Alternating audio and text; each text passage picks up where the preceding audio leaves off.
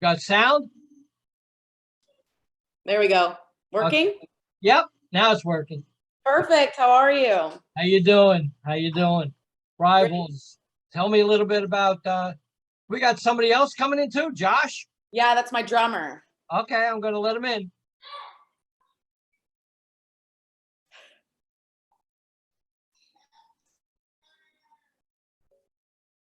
Hey man, what's up?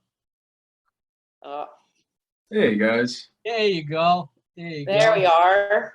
Cool. Man, I was Josh when Nick and Seb let me know that they were not going to be able to make it. I was like, I'm gonna have to do an interview alone for the first time in forever. Wow.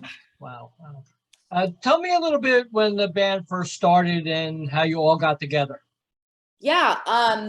So, man, I've known Mickett, our guitar player, for many years, 15 years or so. And I actually went on tour with one of his old bands a million years ago. And he heard me sing on that tour. Right. And essentially was just like, hey, I don't want to do like metal anymore, like heavy metal, heavy like screaming stuff. And he was like, do you want to make a band? And I was like, right, sure. And then Seb, we met, our bass player, we met from, we played a show with his ex-girlfriend actually at the time. So he popped in that way. And then Josh, I've known for, 13, 14 years as well, just through our like local music communities. Right. That sounds all right. Now, in 2015, you had Haunted and Hunted. Was that your first release? I think there was a video for that too. Yeah. Yeah. Long time ago. Mm-hmm. Wait, is that for Low? No, Haunted Hunted. Oh, Haunted Hunted. I was like, wait, what? Low was in 2015? It can't be that long. No, Low was So do you guys enjoy making videos? I do. Yes and no. I think it depends on the length, the time, what it is. Just the budget. The budget. Like how DIY did we decide to do it this time? I think it just depends. So yes and no. Right. Wow. I want to say I think Dark Matter was probably the most that we've ever spent on a video, and it definitely looked the coolest. But I will say it probably took a lot of different other videos to get to that point to where like, okay, we know we want to do this, this, and this, and this. So every video is a learning experience, and we all kind of take a little bit of something from each video to go to the next one. Right. Now, do you do most of the stuff independently, or how's that work? Yeah, so we typically hire somebody out to film it. We're not, none of us are like video people really, not in that sense. So we typically hire somebody out for that, but like for the most part, everything else we do ourselves. We come up with the concepts, whatever goes into it typically comes from us somehow. So tell me a little bit about the pros and cons, especially as a female in music. Tell me a little bit about the pros and the cons. The cons is that you have a lot more to prove. People don't just immediately give you anything. They just, there's a lot more to prove. Right. On the other side, on the positive side, sometimes we get opportunities solely based on the fact that I'm a woman, which seems silly, but it does have its advantages in a sense, because it's like, people are like, oh, well, we want to put a woman on this. And I'm like, well, I'm one of those. So we sometimes end up with opportunities that way solely based on like, people are like, hey, we have this crazy opportunity. We want a woman to be on it. And I'm like, cool. I can check that box for you. How about you, Josh? I was going to say, yeah, it's definitely a different coming from someone like I play drums. So I'm just in the back all the time, kind of like watching whatever other people are doing, but, Rivals isn't like my first female-fronted band that I was a part of, and I have done bands where it's with a male lead and a woman lead too, other than Rivals. And there's definitely just just kind of seeing it from the backside, there's definitely a lot of differences that I wouldn't normally be able to pick out unless if I was in a female fronted band. As far as the way people have treated us in the past to where people now treat us and currently. And it's just interesting. It's really, really interesting. I will say that I feel like right now people are more accepting of the fact that women have been in rock forever. It's a little interesting to know that people kind of forgot about that, to be honest. But women have been a part of rock and roll and just music in general for forever, and it's nice to see that the younger generation is like really kind of taking forward with that with that aspect, and it's something that I wish that the older generation would have paid more attention to. But I'm happy that now it is, obviously being looked at as a positive, as a plus rather than a negative.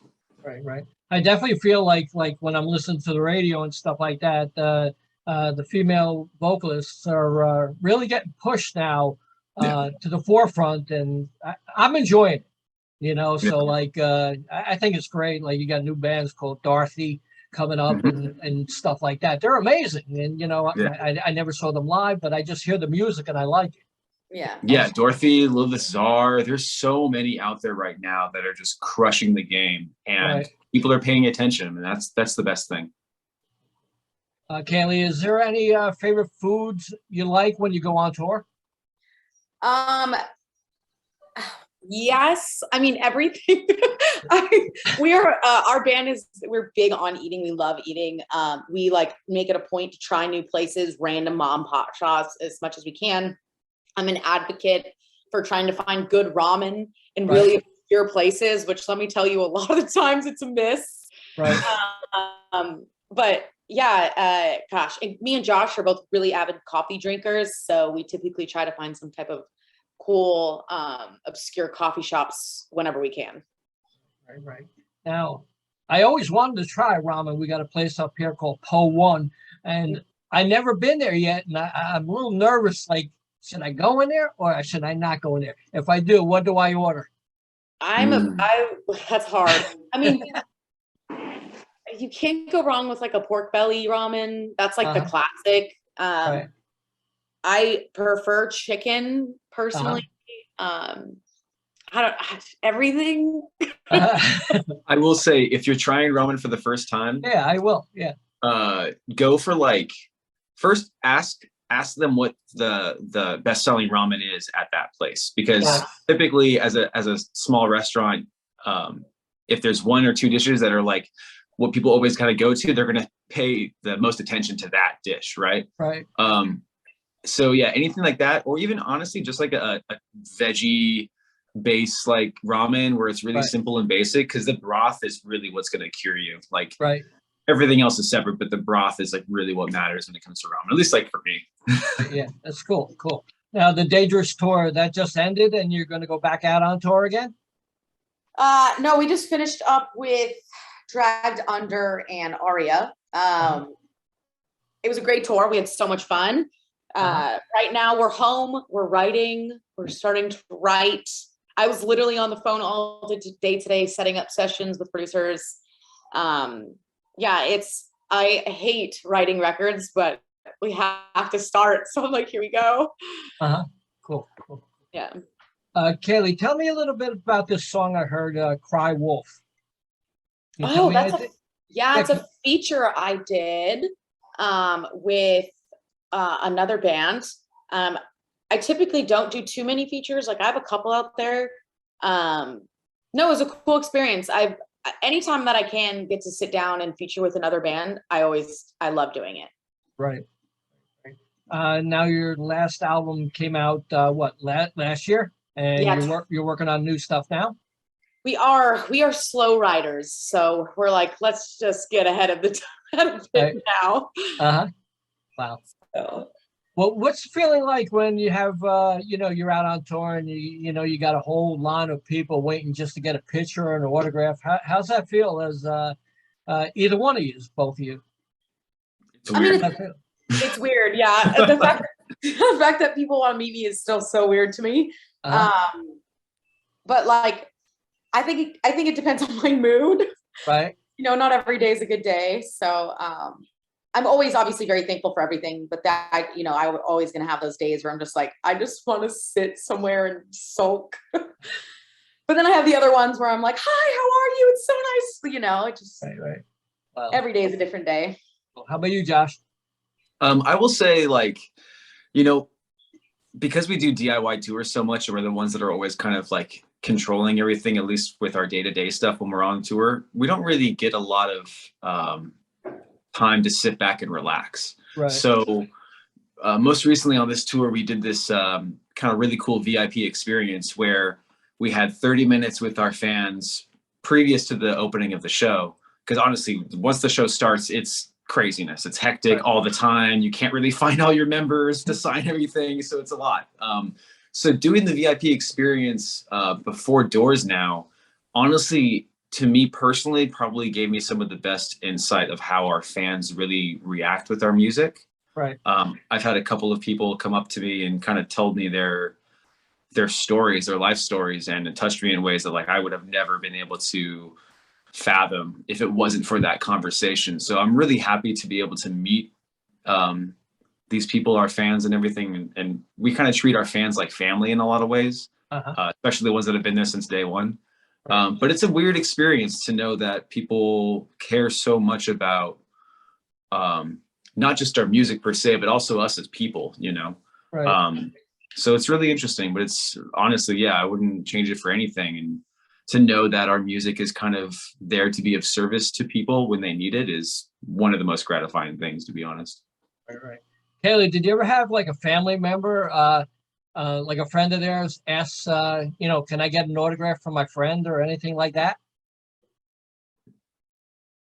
I muted myself. I forgot. My niece is next to me playing games on her iPad. So it's like, beep, beep, beep. Yeah, I actually have. It's still super weird. Right, yeah. I'm like, just in this last month, we've been recognized in very random locations. Gas stations. Yeah. Gas stations, post offices, guitar State, Guitar Center. Just people go like, oh my God, you're that Rivals band. I'm like, yeah, that's us. Wow. So it's definitely, it's weird. It's weird. I'm not sure I'll ever get used to that. Josh, is there any endorsements you have at this time? Me personally, or like the band? You, drums. Yeah, no, I've been with SJC Custom Drums for the last couple of years now. Also with Veratum Drum Shoes. They're out of Florida as well. And that's it right now. I've had some previous, also Sennheiser. They also do like our in-ears and our mics and stuff like that. I was with a cymbal company for a little while, but I most recently decided to bite the bullet and buy a fresh pair of Zildjian cymbals, and I'm never going to go back. Wow.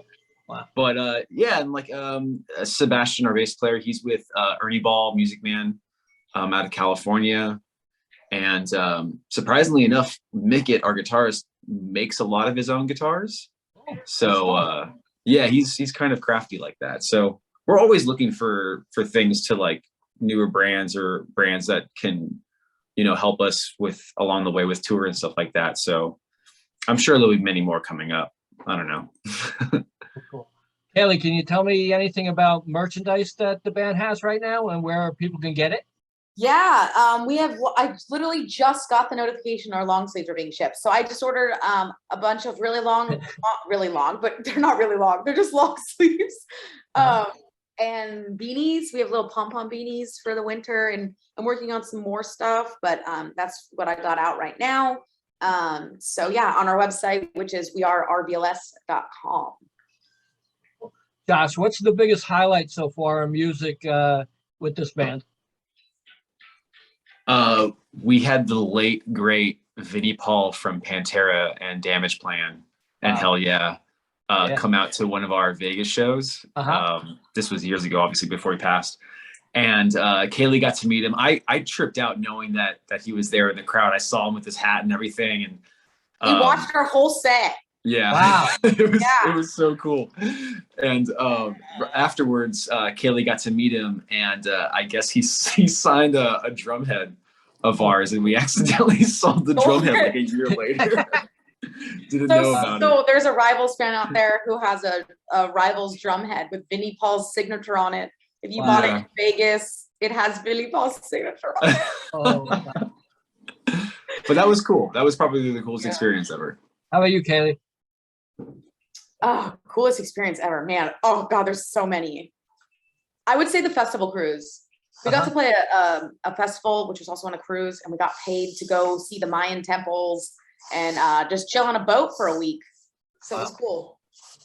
What's the feeling like when you're on stage and you see a whole like sea of fans like looking at you and cheering you on and stuff like that? What's the feeling like? A lot of the times I end up crying.